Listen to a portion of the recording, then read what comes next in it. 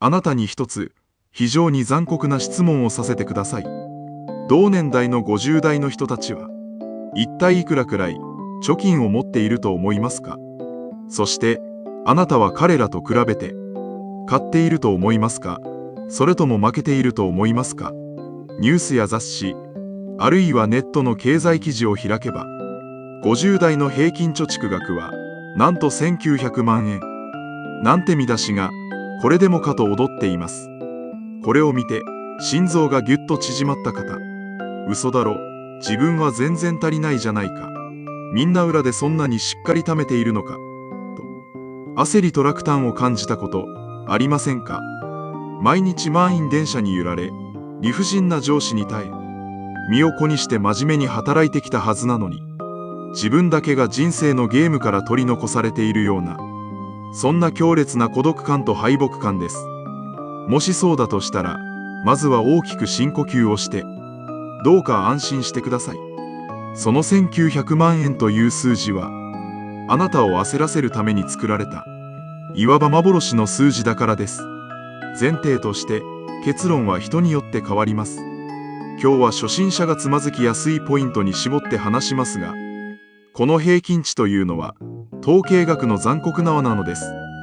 世の中には、一部の飛び抜けた超富裕層が存在します。例えば、親から莫大な遺産を相続した人や、ビジネスで大成功して、資産1億円、5億円、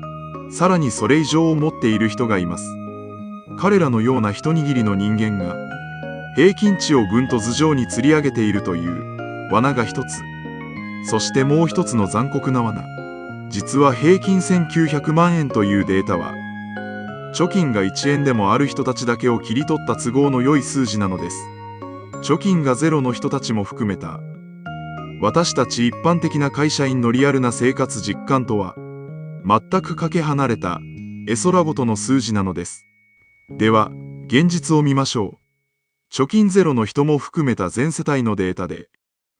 より現実に近い中央値という見方で確認します。中央値とは、貯金額の少ない人から多い人へ、順番に一列に並べたときに、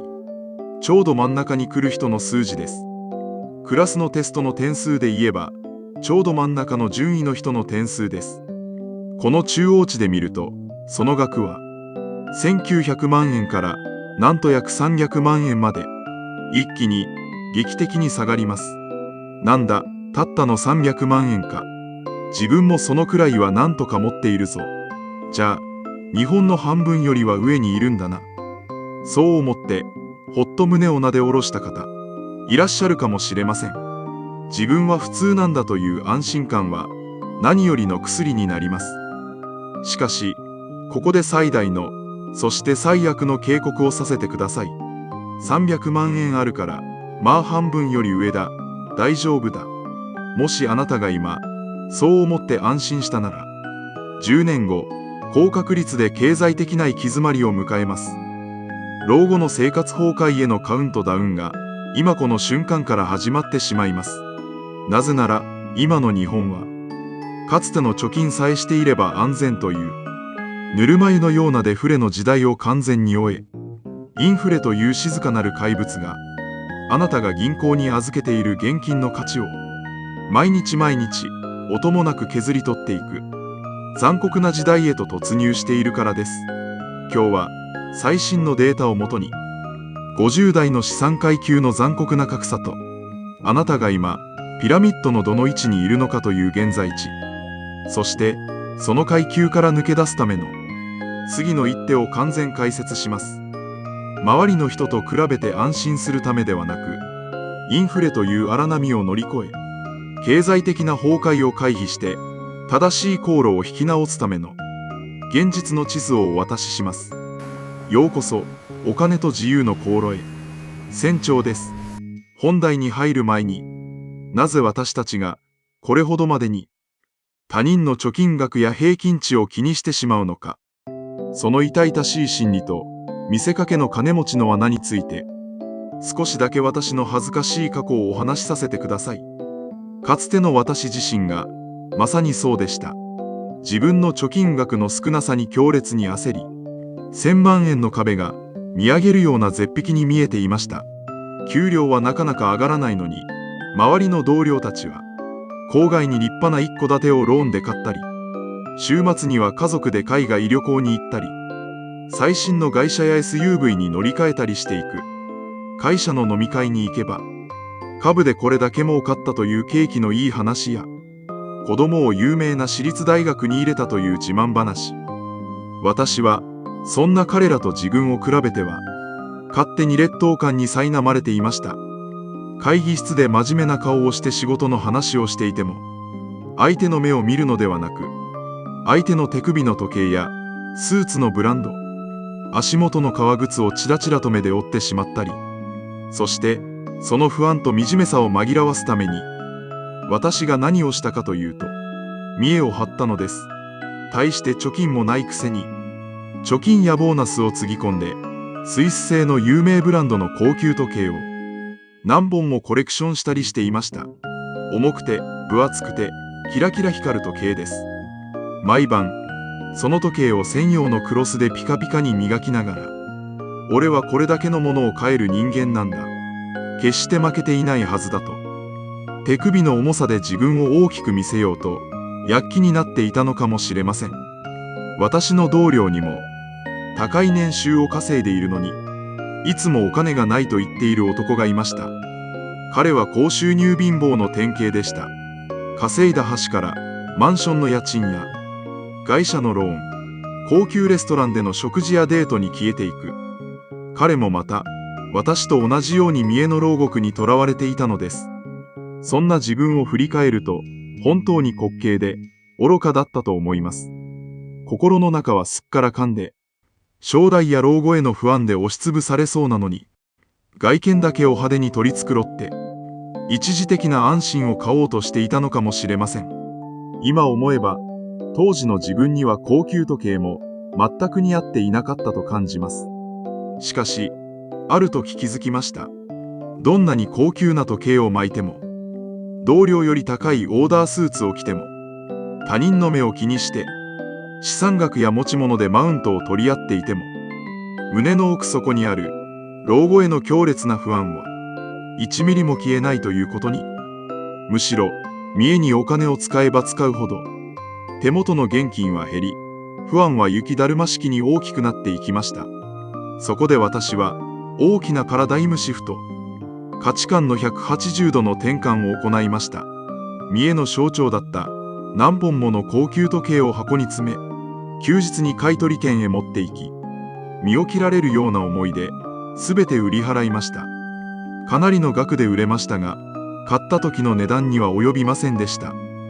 まさに高い勉強代、見栄の代償です。しかし、私はそのお金の全てを投資に回し、自分の手首には数万円で買える機能的で合理的なスマートウォッチを巻くようにしたのです。私の手首は劇的に軽くなりました。そして手首の重さが消えただけでなく、心も驚くほど軽くなったんです。他人にどう見られるかという、まさに重たい鎧をついに脱ぎ捨てた瞬間でした。そしてその後、私は一つの真理にたどり着きました。本当の富裕層とは、通帳に1億円という数字が印字されている人でも、腕に何百万円の時計を巻いている人でもありません。本当の富裕層とは、配当金と年金だけで毎月の生活費が完全に賄える人。つまり、嫌な仕事をいつでも辞められる真の自由を手に入れた人のことです。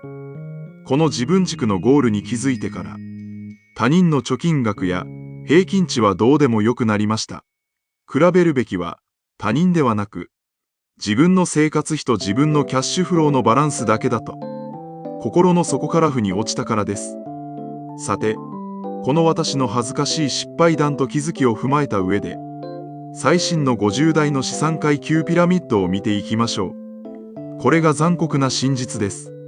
まずは自分のリアルな現在地を知ることが、全てのスタートです。金融広報中央委員会の調査データをもとに、50代の貯蓄ゼロの世帯も含めた全世帯の資産状況を、わかりやすく階層分けすると、以下のようになります。第1階層、貯蓄0から100万円未満、これが約 38%。第2階層、100万円から500万円未満、これが約 19%。第3階層、500万円から1000万円未満、これが約 12%。第4階層、1000万円から3000万円未満、これが約 19%。第5階層、3000万円以上、これが約 12%。さあ、あなたは今、このピラミッドのどこにいますか？ここで重要なのは、俺は上位層だ、買ったとおごることでも、下位にいる、もう人生終わりだと悲観することでもありません。それぞれの階層が抱える特有のリスクと、明日から必ず打つべき次の一手を知ることです。まずは、第1階層から第2階層、貯蓄が0円から500万円未満の方。驚くべきことに、50代の過半数、約 57% の人がここに属しています。決してあなただけではありません。多くの人が同じ悩みを抱えています。しかし、このまま60代の定年を迎えるとどうなるか、残酷な計算式をお見せします。総務省の家計調査によれば、高齢夫婦無職世帯の毎月の赤字額は平均して約5万円です。仮に毎月5万円足りない生活が65歳から90歳までの25年間続くとします。5万円 ×12 ヶ月 ×25 年。答えは1500万円です。年金だけでは高い確率で1500万円が不足するのです。貯金が500万円未満であれば完全に立ち行かなくなります。体が動かなくなるまで働き続けなければならない。厳しい現実が待っていることは事実です。この階層の人が打つべき次の一手は、一発逆転の仮想通貨や魔法の投資術を探すことではありません。プライドを完全に捨てて、徹底的に固定費という出血を止めることです。三重で乗っているミニバンや高級車、本当に必要ですか？お付き合いで惰性で入っている高額な生命保険、解約できませんか？家族全員で契約している大手キャリアのスマホ代、格安 SIM に変えられませんか？これらを容赦なく完全に切り捨ててください。過去の私のように他人の目を気にして高級品を身につけていてはいけません。そして固定費削減で浮いた月々3万円でも5万円でもいい。それを絶対に生活費口座に残さず、給料日に強制的に新NISAの積立投資枠へ天引きされる設定にしてください。仮に固定費を削って毎月5万円を捻出時、年利 5% で10年間60歳まで運用できたとします。それだけで元本600万円は約776万円にまで成長します。投資資金を作る最初の痛み、この出血を止める痛みを乗り越えなければ未来はまず変わりません。次に第3階層、貯蓄500万円から1000万円の方。中央値である300万円を何とか抜け出し、上位半分に入ってきたそうです。ある程度の貯蓄習慣は身についており、家計管理もできているでしょう。しかし、この層の一番の落とし穴は、現金比率が高すぎることです。せっかく苦労して貯めたお金を1円たりとも減らしたくない。その心理から、資産のすべてを銀行の普通預金や定期預金にしている人が非常に多い。しかし、今の日本はインフレ率が 2% から 3% で推移する時代です。スーパーに行けばわかりますよね。卵の値段、油の値段、電気代、すべてが上がっています。銀行に置いたままの1000万円は、10年後、実質的に700万円、あるいはそれ以下の価値に目減りします。額面は1000万円でも、買えるものの量は確実に減っているのです。何もしないことが一番確実な大損なのです。この階層の次の一手は、ただ眠らせている現金を、インフレと戦える投資という前線の兵士に変えることです。生活防衛資金として、万が一のための200万円や300万円は現金で手元に残し、残りの資金を一気にではなく数年かけて、S&P500 やオールカントリーといった世界の経済成長に乗れるインデックスファンドへ移行させてください。インフレという波に飲み込まれる手漕ぎボートからエンジン付きの頑丈な船へ乗り換える。それが今すぐやるべき行動です。一時的な値下がりが怖い気持ちはわかりますが、インフレで確実に価値が減る恐怖の方がはるかに現実的で恐ろしいのです。そして第4階層、第5階層、貯蓄1000万円から3000万円以上の方、ここまで来れば資産形成の基礎体力は完璧です。複利の力でお金がお金を生むスピードを日々実感できているはずです。しかしこの層の新たな悩み、あるいは罠は出口が見えないことです。ただひたすら通帳や証券口座の数字を増やすゲームに夢中になり、いつどうやって使うのかという戦略がすっぽり抜けています。一生懸命貯めてきたからこそ使う恐怖にとらわれてしまうのです。この階層の次の一手は資産額の最大化からキャッシュフローの最大化へのシフトです。つまり冒頭で言った本当の富裕層の定義に近づくための具体的な準備です。インデックスファンドの含み益を眺めてニヤニヤするだけでなく、一部を高配当株 ETF に切り替えて毎月実際に使える現金を増やしたり、4% ルールのような資産を長持ちさせながら安全に取り崩す大人の運転技術を学ぶ時期です。お金はお墓の中には持っていけません。いかに生きている間に心地よく使い、家族や大切な人との思い出を作り、自由な時間を手に入れるか、その出口の設計図を描き始めてください。ただの主戦度になってはいけません。いかがでしたでしょうか。50代の資産階級、その残酷な現実と、それぞれのステージでの具体的な処方箋を見てきました。現実を知ることは怖いですが、落胆する必要は1ミリもありません。大切なのは、今この瞬間の現在地を直視し、今日から正しい方向へ自分の船の舵を切り直すことです。もう、同級生の貯金額難的にするのはやめましょう。彼らのピカピカの高級車や腕の時計を見て、心がざわつく必要はありません。それは彼らの価値観であり、彼らの航路に過ぎません。見栄を張っても、あなたの老後の不安は消えないのです。あなたが比べるべきは、SNS で自慢している顔も知らない億万長者でも、隣のデスクの同僚でもありません。昨日の自分です。昨日より一つ無駄な固定費を削れた。昨日より一つ投資の知識が増えた。昨日より1000円多く新NISAの口座に資金を移せた。その小さな、しかし確実な一歩の積み重ねだけが、あなたを他人の目という牢獄から解放し、本当の自由へと導いてくれます。